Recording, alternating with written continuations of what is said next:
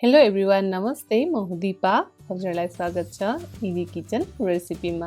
आजको रेसिपीमा मैले हजुरसँग शेयर गर्नका लागि छिट्टो मिठो बनेर तयार हुने टमाटर र काँक्रोको अचार लिएर आएकी छु। छिट्टो मिठो यो रेसिपी बनाउन सुरु गरौँ।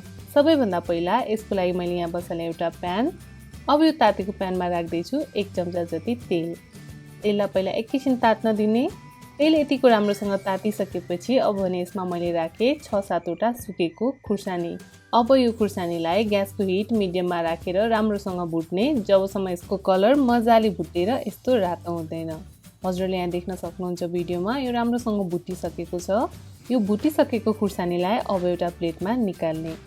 सबै खुर्सानी निकालिसकेपछि यही तेलमा मैले यहाँ काटेर राखेको मिडियम साइजको 5 वटा टमाटरलाई पकाउनको लागि राखेँ। यो सँगसँगै यसमा राखेँ मैले थोरै बेसार। अब भने यसलाई ढाकिदिने र लो हिटमा यसलाई 3 मिनेट जति राम्रोसँग पाक्न दिने जबसम्म यो टमाटर गल्दैन। 3 मिनेट जति यसलाई हामीले राम्रोसँग लो हिटमा पकाएपछि अब भने यो टमाटर गलिसकेको छ। यतिको टमाटर पाकिसकेपछि ग्यासको हिटलाई अफ गरिदिने र यसलाई एकैछिन सेलाउन छाडिदिने। यो एकैछिन सेलाउँदै गर्दा अघि हामीले भुटेर राखेको खुर्सानीहरूलाई यहाँ पिसेर तयार गर्ने। त्यसको लागि मैले एउटा खल लिएँ र त्यसमा राखेँ खुर्सानी।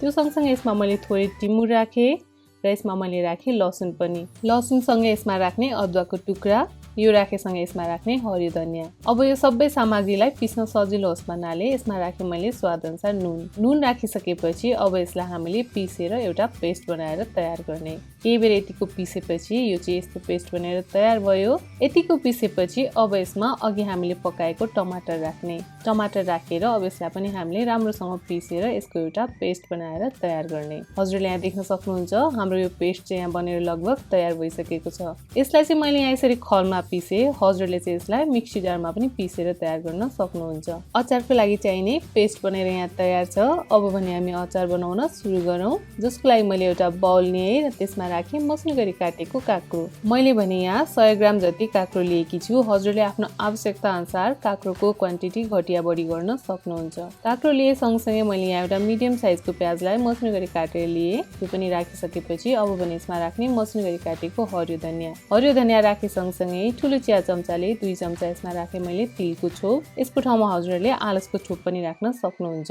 अब भने यसमा राख्ने सुरुमा हामीले पिसेर तयार गरेको पेस्ट। यो राखे सँगसँगै यसमा राखिदिने कागतीको रस स्वादअनुसार। यदि कागतीको रस छैन भने हजुरले यसमा चुकमिलो पनि राख्न सक्नुहुन्छ। स्वादअनुसार कागतीको रस राखिसकेपछि अब यो सबै सामग्रीलाई हामीले राम्रोसँग मिक्स गरिदिने। 1 मिनेट जति यसलाई हामीले राम्रोसँग मोल्ने। राम्रोसँग मोलेपछि काँक्रोको भित्रसम्म अघि हामीले तयार गरेको सबै मसलाहरू पस्छ र यो एकदमै रसिलो बनेर तयार हुन्छ। हजुरले यहाँ देख्न सक्नुहुन्छ हेर्दै खाउँ खाउँ लाग्दो हाम्रो यो काँक्रो र टमाटरको अचार छिट्टो मिठो बनेर यहाँ तयार छ। हजुरहरूले आलु नराखिकन यसरी काँक्रो र टमाटरको छिट्टो मिठो अचार तयार गर्न सक्नुहुन्छ एकैछिनमा। आजको रेसिपी हजुरलाई कस्तो लाग्यो? मन परेमा भिडियोलाई लाइक गरिदिनु होला, आफ्नो साथीभाइहरूसँग शेयर गरिदिनु होला अनि यस्तै छिट्टो मिठो रेसिपीहरूको लागि इजी किचन रेसिपीलाई सब्स्क्राइब गर्न भने नबिर्सिनु होला। हजुरको दिन शुभ बितोस्। Thank you.